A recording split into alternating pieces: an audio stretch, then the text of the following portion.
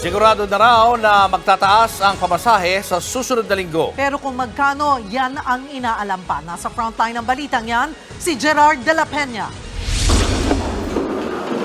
Nagharap-harap sa ginawang pagdinig ng Land Transportation Franchising and Regulatory Board o LTFRB ang 6 na transport groups na humihirit ng aumento sa pasahe sa mga jeep kanina. Ang grupong LTOP, Stop and Go Coalition at FEDUDAP, 2 pisong fare hike ang pinitisyon nationwide. Habang ang pasang Mazda, AltoDAP at ACTO naman, 5 pisong aumento sa Metro Manila lang ang gusto. Wala naman daw sanang problema sa LTFRB na maglabas agad ng desisyon. Ang kaso, magkakaiba ang saklaw ng fare hike na ipinitisyon ng magkabilang grupo.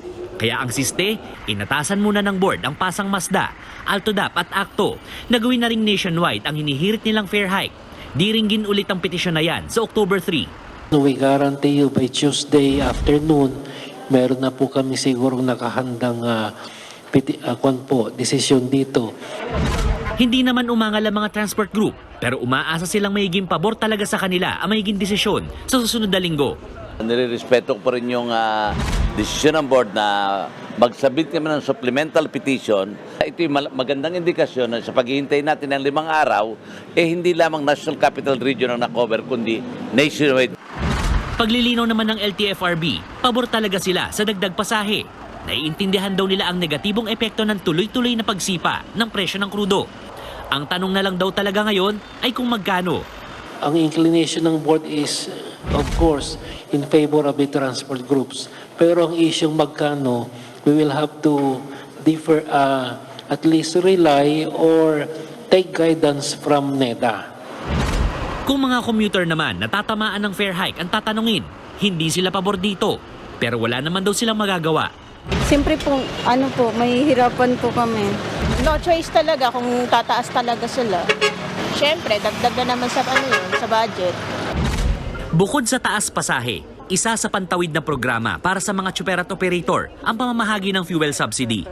Ang problema, hindi naman daw lahat nakakatanggap. Sa 250,000 benepisyaryo kasi ng programa, mahigit 100,000 pa lang ang napopondohan sa Land Bank, habang higit 70,000 pa lang ang nakakapag-withdraw. 3 weeks na ho, ano nangyari? Anong gagawin niyo sa amin? Magtitiis ang driver? Hihintayin niyo tumirik ang mga mata ng mga anak ng driver bago niyo kung bibigyan ng subsidy na yan? Huwag tayong maglokohan dito, diretsuhan lang. Paliwanag naman ng LTFRB, may problema lang daw ang ilang mga account. Yung mga card kasi kung minsan hindi nagagamit ng matagal, ang bangko po, pag nag-stale po yung account, hindi ho na magamit kaagad. So, kailangan nilang pumunta sa Land Bank para ho ma-update. Hindi ho ibig sabihin nito, hindi nila matatanggap.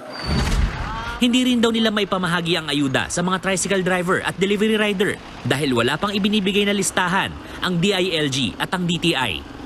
Nagbabalita mula sa Frontline, Gerard de la Peña, News 5. Mga kapatid, Lucy Cruz Valdez po, maging maalam at may pakialam sa mga napapanahong balita sa bansa. Tumutok at mag-subscribe sa News 5 social media pages.